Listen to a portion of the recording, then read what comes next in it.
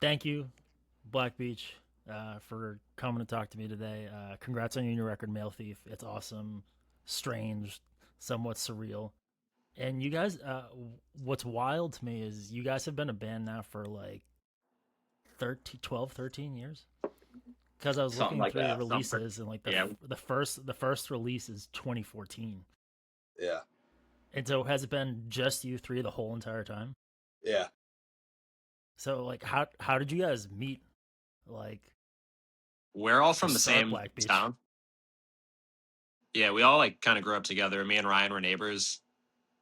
And then me and Ben met, I think, when I was like 12 through a mutual friend that we were jamming with. And then we've just been kind of playing in bands ever since. And I don't know, it's probably around like, what, 17, 18, Ryan, when you joined. We I want started to say, like, yeah, I filled in for you guys on bass for one of your projects. I want to say I was in senior year of high school or junior year.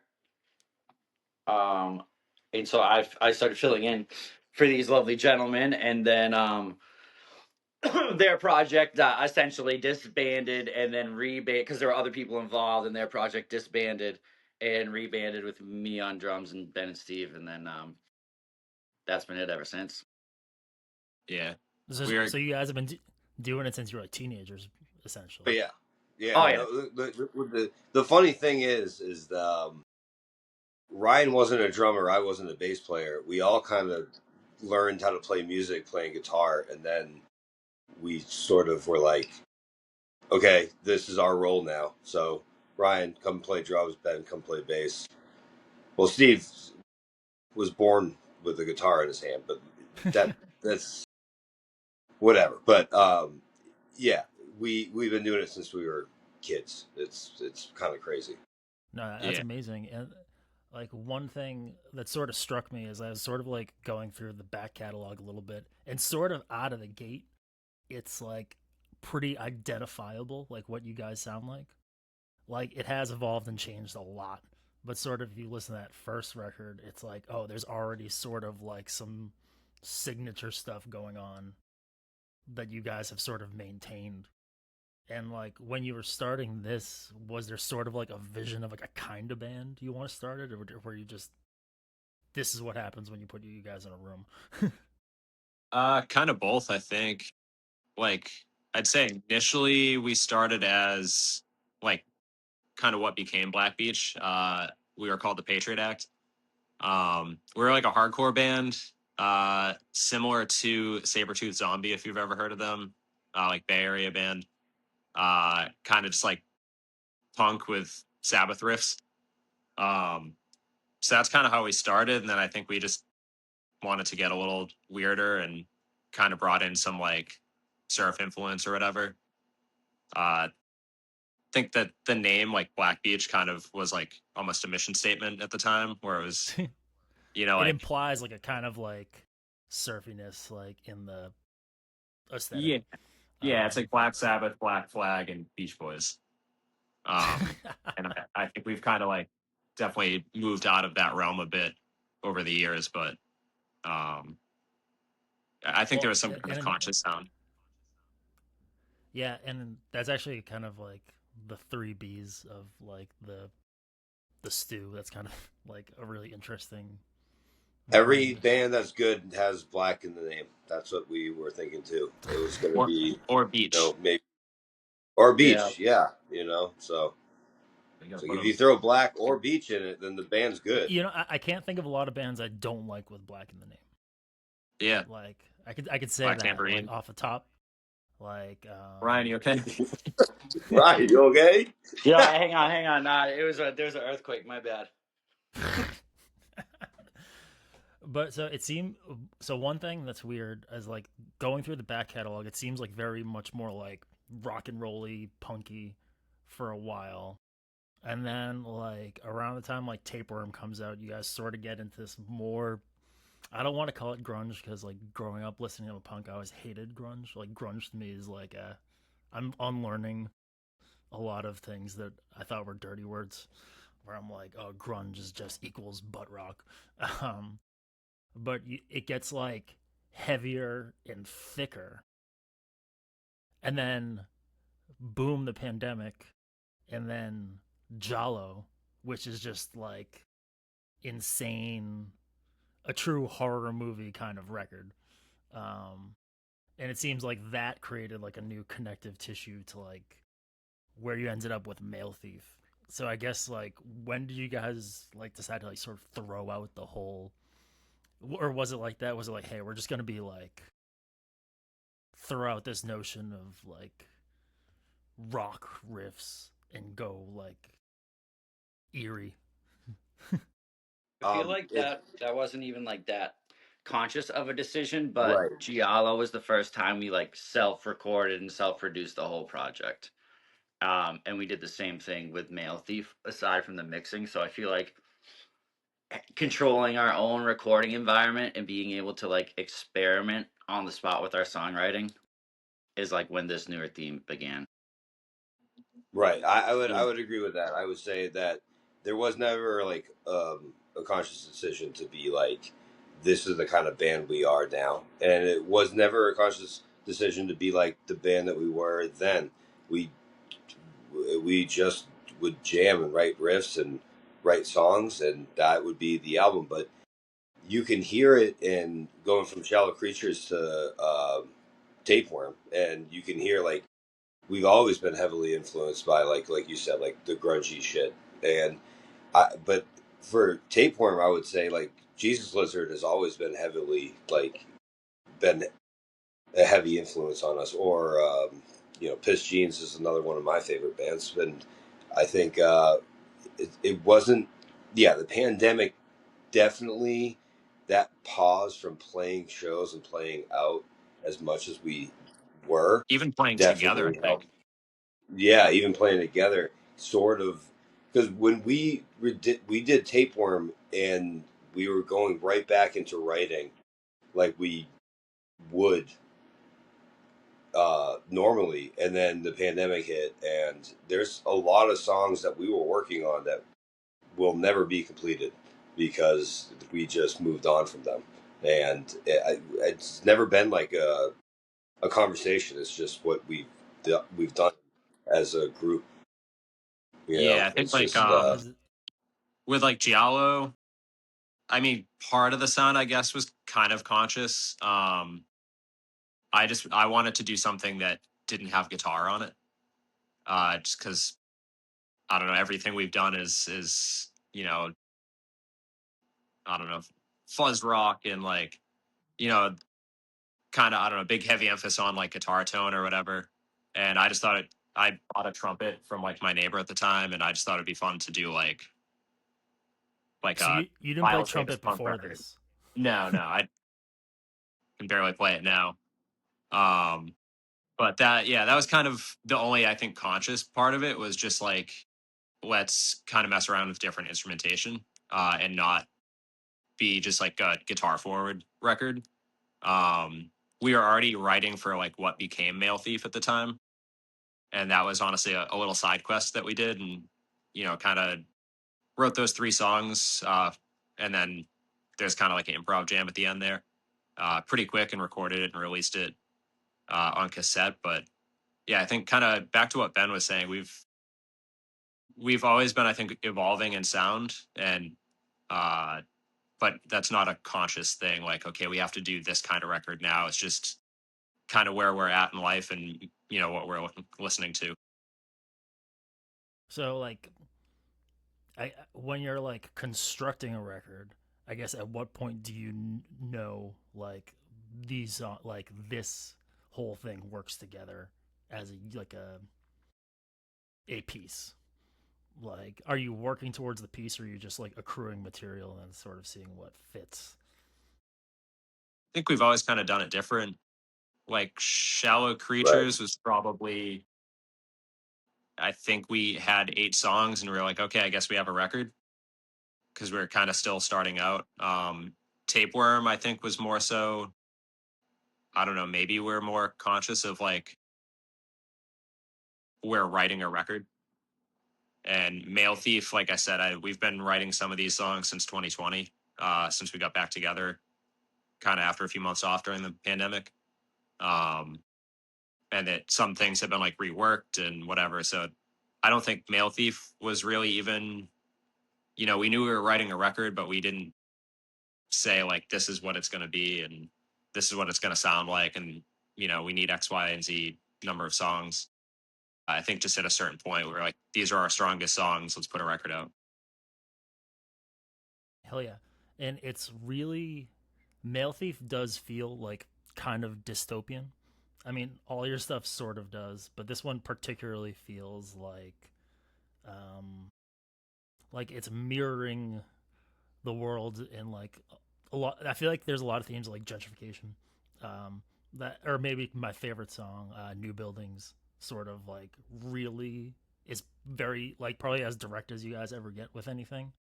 Yeah. But it feels like the whole what you guys do sonically is really like there's a lot of like urban decay kind of like in the songs, and it feels like that presence is really strong on this record. So I guess one thing I'm curious about is like what are some of the non-musical influences that sort of get you guys going?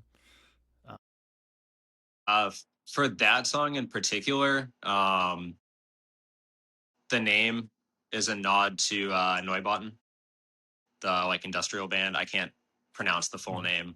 I can never pronounce Einstein's- the yeah, first part. you know who I'm talking about. Yeah. Neubauten means new buildings, and I guess they were kind of named after like all these buildings that were popping up in Germany post World War II that were actually like collapsing because they were so poorly made. And that just kind of reminded me of all these like condo buildings that are going up around the city. They kind of look like if IKEA made a building basically. Yeah, made a park. Yeah, but like Well, outside Yeah. of that, there's a few lines that are references to High Rise, the J.G. Ballard book. And then just a lot of like movie influences as well. There's some references to like Night of the Hunter and Do the Right Thing in there. So yeah, I think like movies, television, soundtracks, stuff like that are big influences for me, at least. No, yeah, no, definitely that makes sense, and like a lot of that comes off because it's sort of the songs aren't like your conventional like writing style when you're approaching a song. It's more like there's a lot of emphasis on like mood, and I get like a big visual sense from like when I listen to you guys. Like there's something in my head that feels visual about like the listening experience. Like it puts you in like a place and Yeah, things like I that. I think we're all into all forms of media. Like I think we're all big into like movies, video games. So that kind of leaks into I think all of our brains. Maybe sometimes more so than music. No, I Right. think that that's really cool. And like especially like sort of the album cover of Male Thief feels very much like an old film kind of Yeah, thing. I don't want to get us sued or anything. I don't think they would mind, but that's ripped from a Panasonic CCTV ad from 1980. Don't I tell think anyone. I Yes, think edit that out. I think I yeah, no, I think you're in the clear. Um, yeah, no, like sometimes I've like sampled things and I'm like, oh, I hope I don't get in trouble for this, especially when there's like a disclaimer at the beginning. Like I'll get pieces Yeah, of audio and it's like this cannot be reproduced for anything, and I'll just like chop exactly where that ends and like workshop the rest of the audio in. We've played Um, venues where you can't play cover songs in, and I thought one time I thought they were joking, and I started playing like a riff. I think it was "Sleep," You started Dope playing Smoker, Dragon. and yeah, and I got yelled at because I didn't take it. They were like, "You can't do this because we don't have it was like the proper right licensing. licensing." Yeah, I was. Oh, my And bad. I thought you guys were I feel kidding. like that was like a really big thing, like maybe in like 2018 or 2019 there were all these articles about like like the rising cost of like blanket licenses for venues and how it's like this giant thing. But I don't think in my life I've ever seen anyone police that. Um, I Good. remember that venue. I thought it was because they record everything, That's what it was. but we well, recently That's what. they played. can't That's just why. cut. They can't just cut it out. Yeah, right. We No, they're I lazy. forget where I forget where it was. Somewhere on this recent Mail Thief tour, in the like confirmation email we got when we set up the show, it said like no covers. We don't have the proper licensing, and they weren't recording. So I don't know if I don't know the laws there. Yeah. We don't play a lot of covers, so Yeah, you guys right. Yeah, don't seem like a band that would play a cover in at least not in any conventional sense. We have some cover songs. yeah, we got some under our Uh, belt.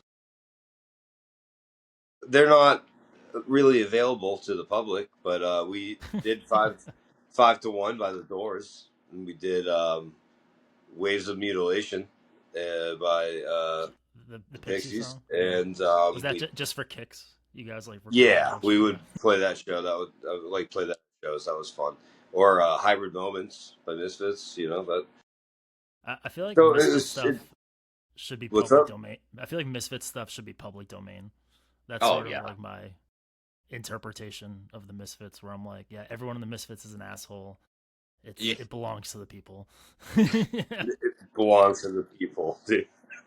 like yeah, Danzig's an asshole. Michael Graves is like the worst dude on earth. Like whatever, like who cares? It's like it's sort of like it's so past, it's so beyond like what the band.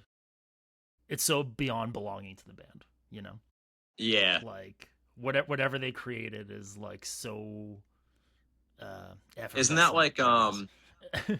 maybe I'm spreading false information here, but someone once told me, and I believed it, that Woody Allen uh, cannot be sued for defamation because a court of law, I guess, ruled that because of him marrying his stepdaughter or whatever.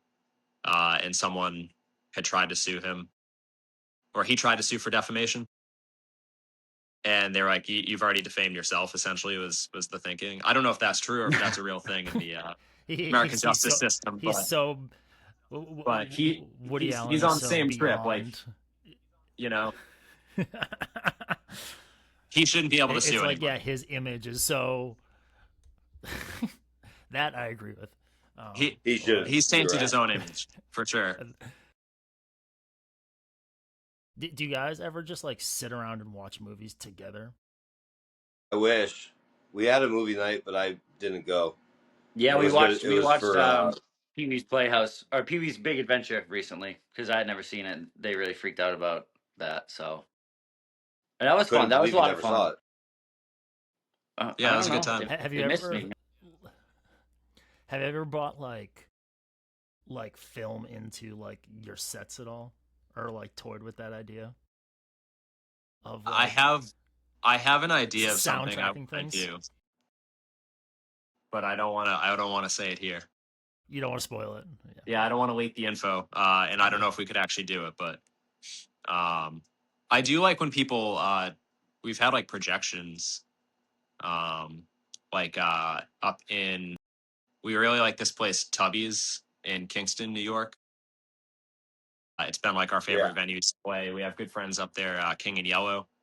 Um, they always do projections. The singer works at the venue, so he's kind of has like the whole setup going. And they played. You ever see that movie Haxon? Like I think No. it's from like the Is it 30s. the witch movie? Yeah, yeah, it's like all red Yeah. Is basically, and it?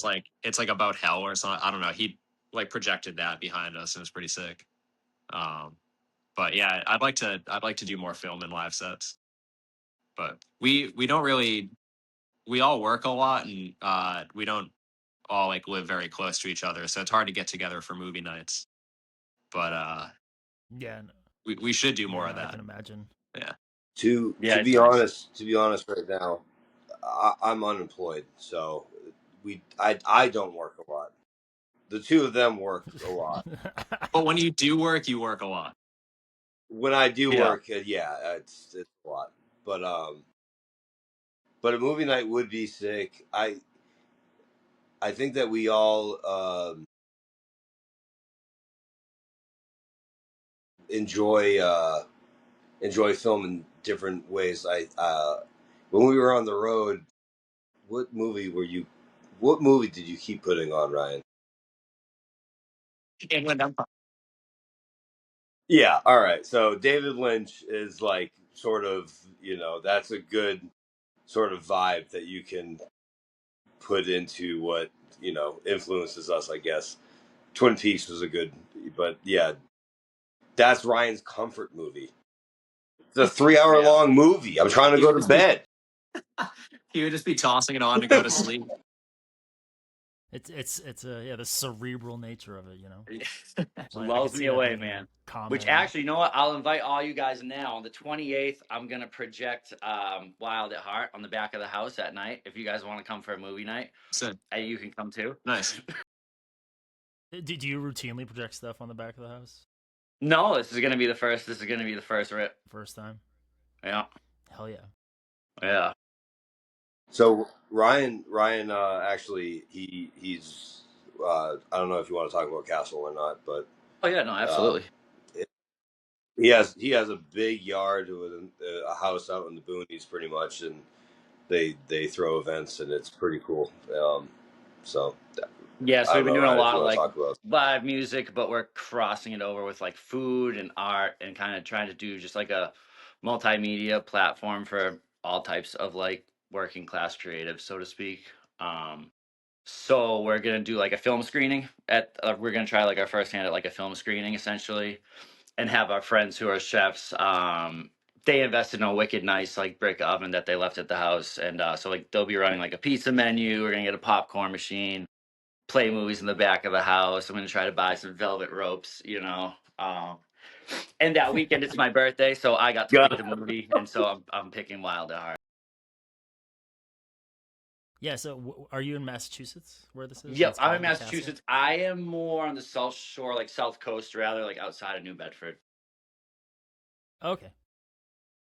Yeah. Historic New Bedford. Oh yes. Yes. Moby Dick. It's weird. I had never really been down to New Bedford until for the first time until like a couple years ago, and I was like, it's weird because I grew up on the North Shore, and it felt like a very bizarre mirror to like small North Shore, like seaside towns. So, Yeah. did you guys all meet on the South Shore? That's where we grew up. Yeah, we grew up Yeah. in Middleborough. Yeah, we're all from Middleborough. All from Middleborough. Yeah. That's good. And so, Wait. I thought you were in New York. Where are we talking to? Who are we talking to? I'm in Belmont right now, actually. You're in Belmont. Belmont, Massachusetts. Yeah. I used to work in Belmont. Yeah, it's weird. I've been living here for like 7 or 8 years. I'm like right on the border of Watertown, and so sort of Yep, like I live in Watertown now. Hi, So neighbor. I used to work at McLean Hospital, which is big campus in Belmont. It was I was there for like 11 years, and yeah, it was a trip to work at a mental hospital for that long. But yeah, no, I was I think. Wait, let me imagine if I just opened up the door and I'm like right behind you. That would be.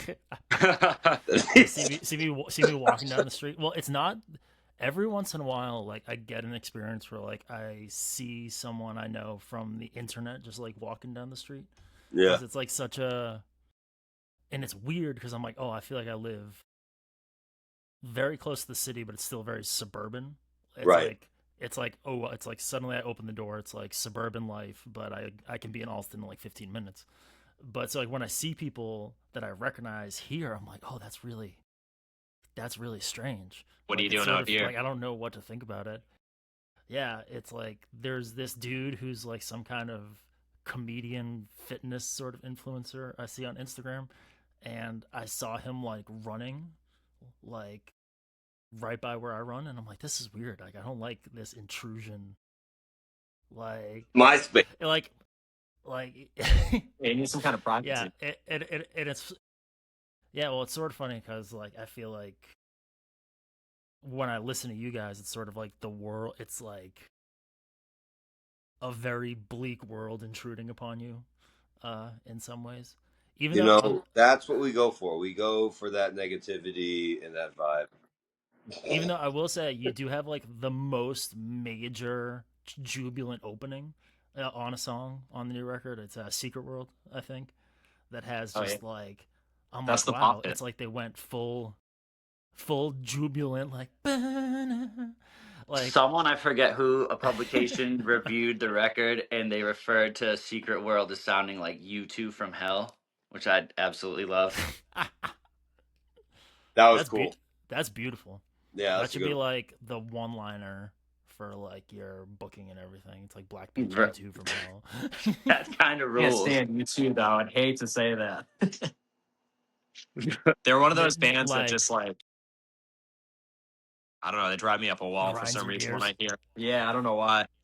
Yeah, If Steve was anything like Bono, I'd quit the band. I'm sorry. I love you, Steve, but I mean, if you were like Bono, I can't.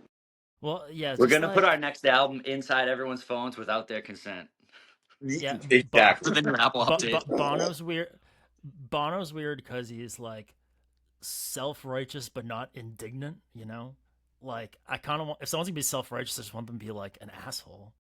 But Mm. he Yeah, sort of is like no. He has like a very sophisticated air about him that it's he can that do is so much strange good, and uncomfortable. but like you still hate him. You know, I don't know. Yeah, it's like I He's don't like, think he could be normal. Like I think like if you ran into him in public, which I guess it seemed I think it's like a classical Irish when you're being a tourist in Ireland. It's like one of like the routine um like checklist items. It's like oh you saw Bono at a bar. It's like I guess it's such a he regular doesn't go to occurrence. bars, dude. But I feel like he can't be normal at a bar. I feel like he'd be at the bar drinking, waiting for people to like talk. Yeah, I see. Yeah. Like Yep. like like He's the guy wearing he's not sunglasses hiding at at the night. bar.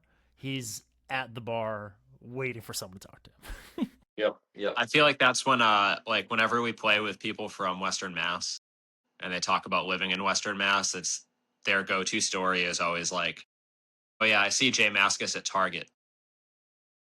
It's always like relative to where they see Jay Mascis around town.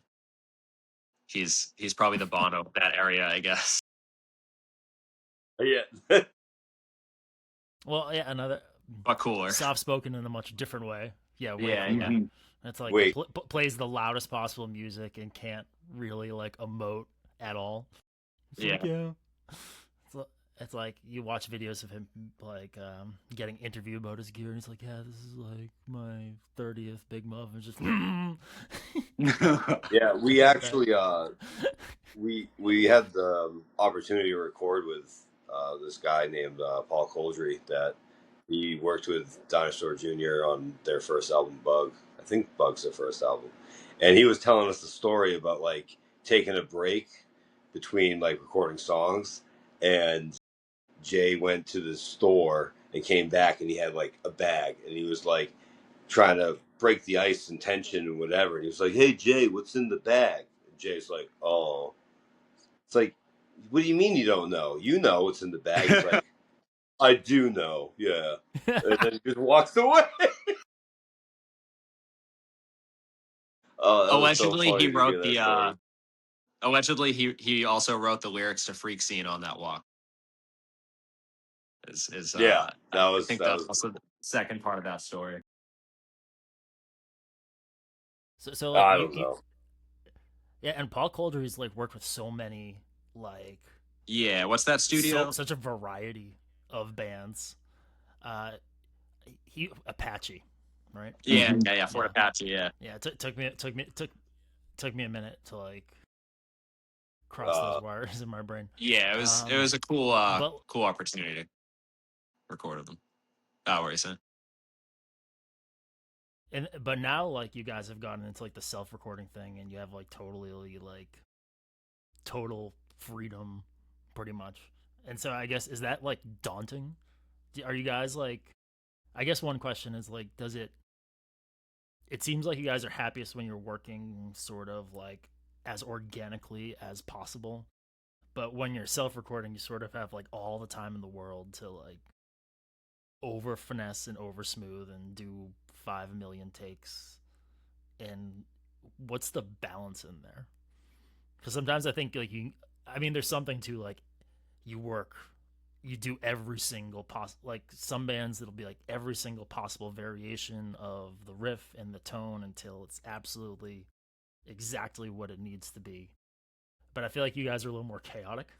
Uh, so how does that balance out? I Yeah, think I think for oh, sorry, Steve. Go ahead. I was just gonna say, I think for the way we've recorded in the past, when you have like studio time, especially like a few times we were able to get like free studio time, but like only 8 hours.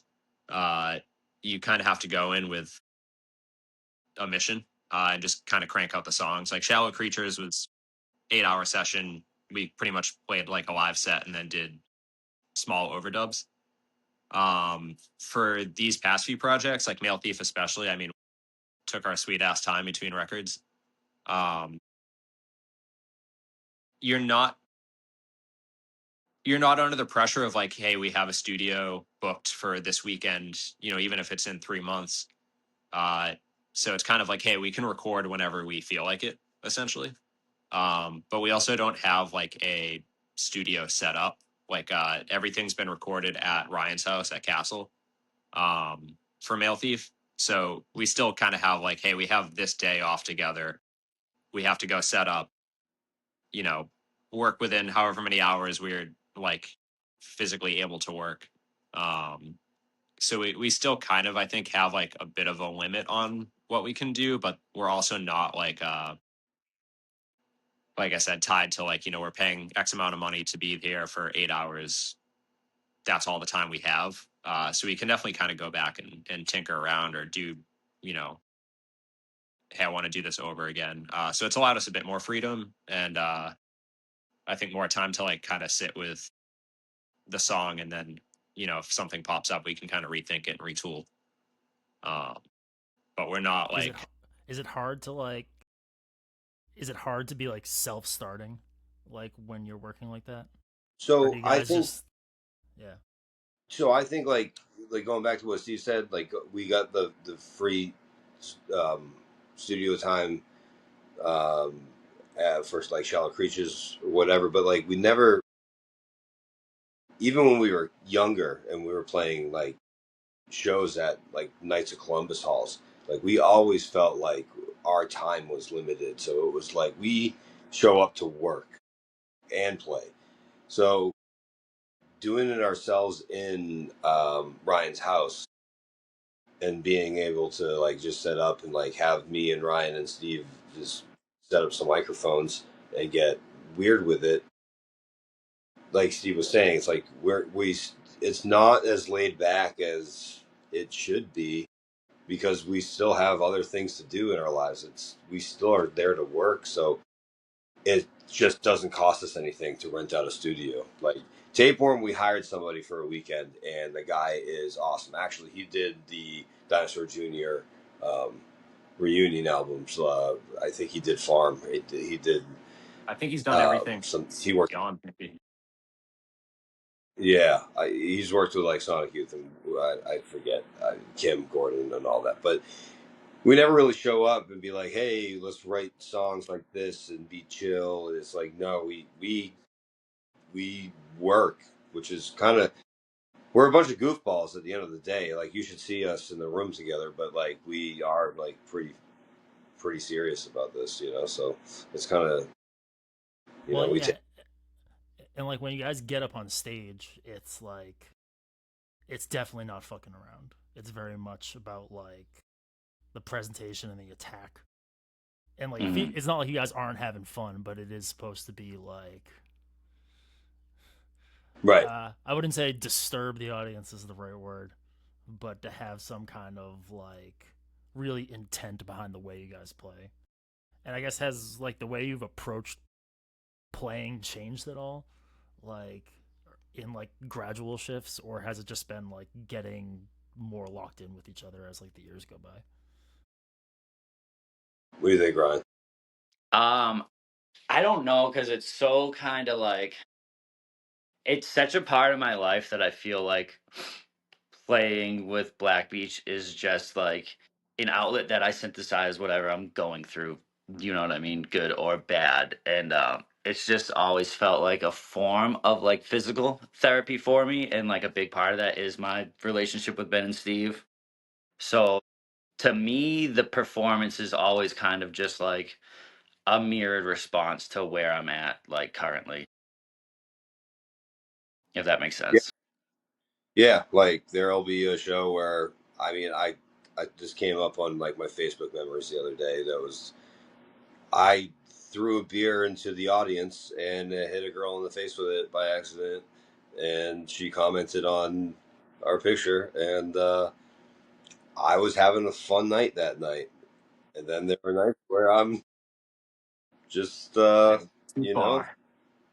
there to there to play, dude. There to play.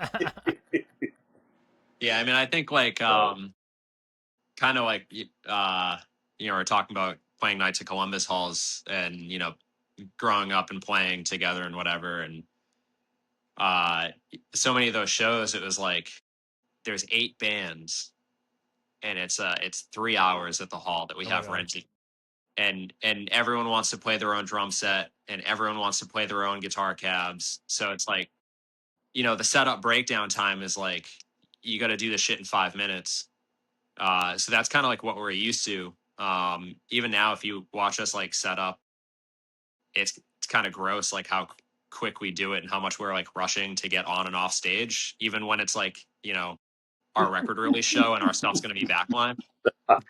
We still kind of have that like go, go, go ingrained in us. Um, and I think that's the same with our sets too, is like, you're playing with 8 bands, you're going to play for 15, 20 minutes.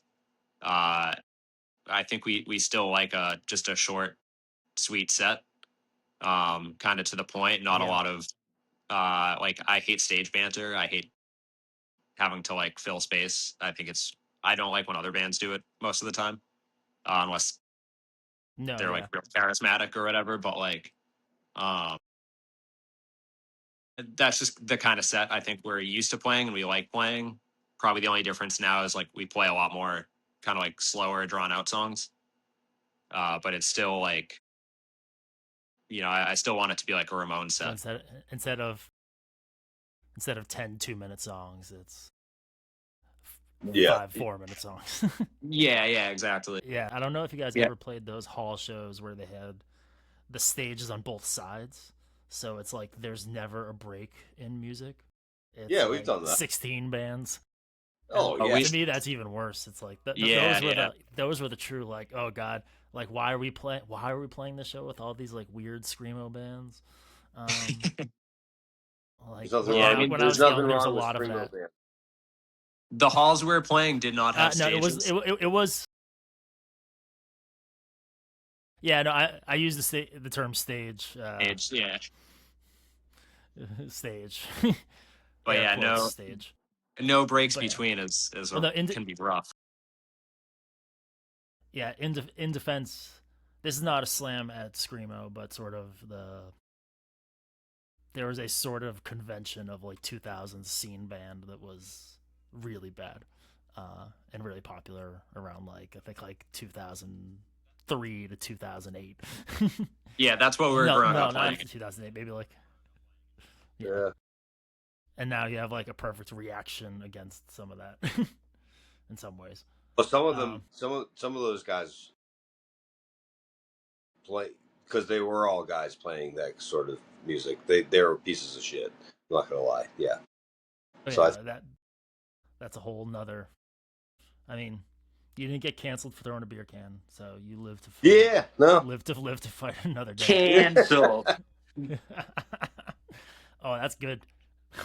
I didn't even think about yeah that. yeah. Luckily, I'm just glad it wasn't a bottle. Yeah, uh, yeah. No, I feel like a lot of places are doing away with glass in the show area. Yeah. Like that's Yeah, it's a good idea. like no glass on stage. Seen a lot of people get cut. Yeah, it's a It's great good. idea. I remember I saw my friend's band play, and they were all hammered. They were playing at the basement of the Cantab like a very long time ago, and the front of the stage is just broken high lifes everywhere, like mountain of broken high lifes. And like they end their set, the bass player's hammered. He's like, "We're never fucking playing this place again," and he takes the last high life and he smashes it. And Mickey Bliss is in the back, like freaking out. And then 3 months later, they're back, like nothing happened. I can't believe you even just brought up Mickey. Holy shit. Shout out Mickey Bliss, Legend. Oh my god. true legend. We Yeah. played there one time. Not a lot of people there. And we've definitely cut this down.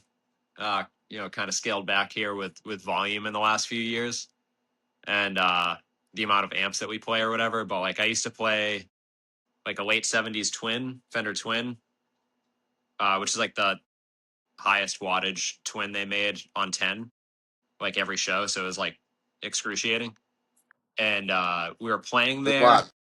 with I think like no lights on or something too. We like just shut the lights off, and I just like stopped being able to hear my guitar.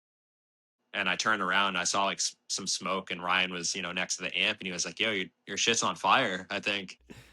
And I was like, "All right, man, that's the set's done. Sorry." And then Mickey Bliss came out of nowhere with like a Fender with a Marshall half with another stack. twin reverb. No, he just came out of nowhere with a Marshall half stack and said the show must go on, and then just put it on stage for me, and he like let us finish the set. It was cool. That's amazing. Yeah. That's amazing. You ever listen to his 7-inch? Yeah. It's like it came out like 1970. It was like late 70s or maybe really early 80s. Yeah, He'd sounds always be wearing a suit. eating a Always banana. wearing the suit.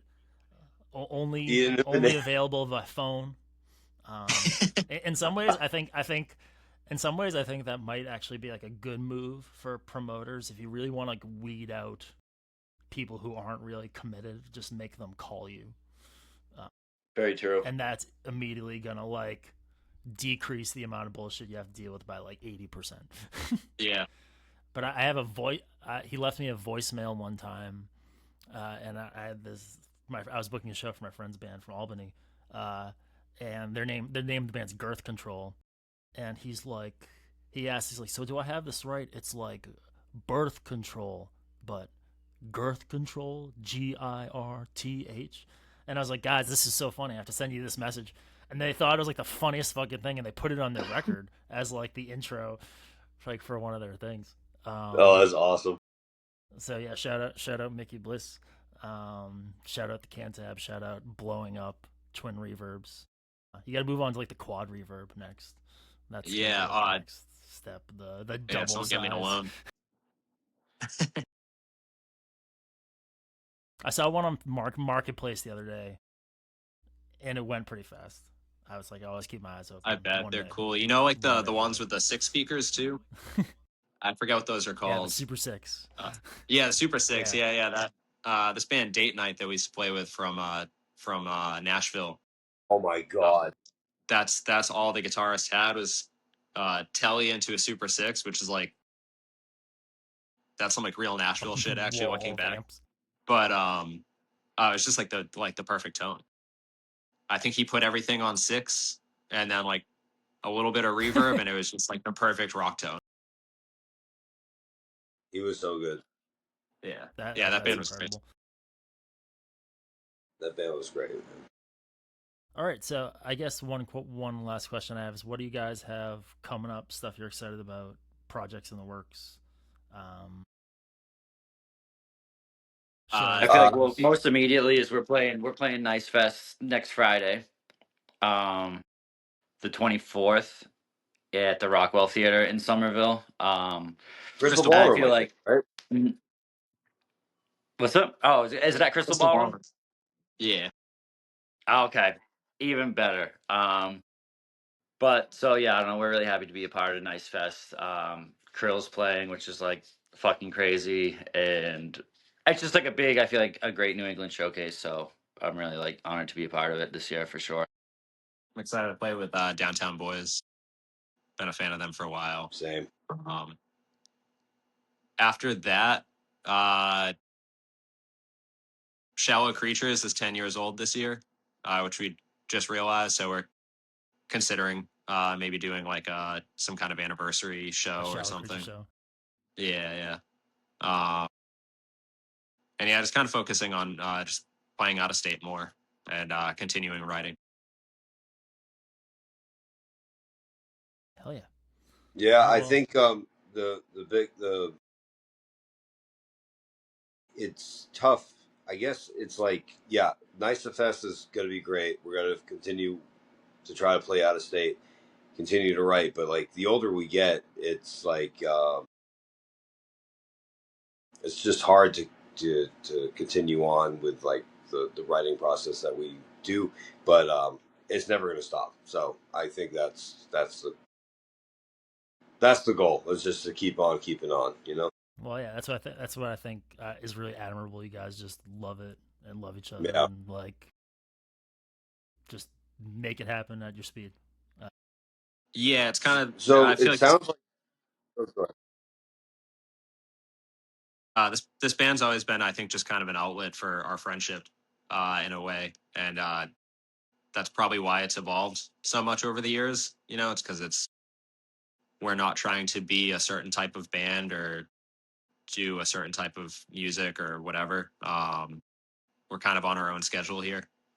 Um, so yeah, whatever we do next is kind of like just wherever we're at in life, essentially, and that's just kind of how we're always going to be, I think.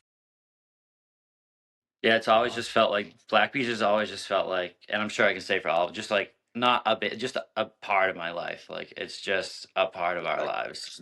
It's not like we want to be in a band and we want to do the band thing and it's cool. Or like we listen to this band, we want to make a band like this band. It just feels like Black Beach has just always been like this huge important totem in life, and that's just always there, man. Not like forcing anything about it.